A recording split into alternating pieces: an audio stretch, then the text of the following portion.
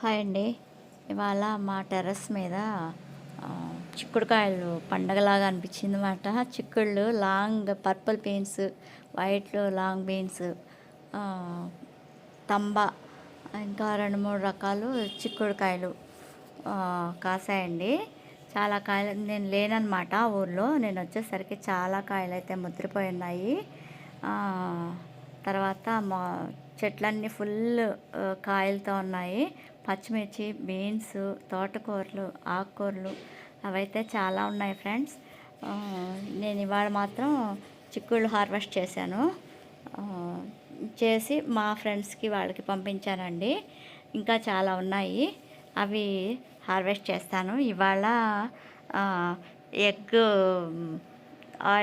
Egg oil spray చేద్దాం అనుకుంటున్నాం. Spray and మొక్కల్లో కూడా పోస్తానండి.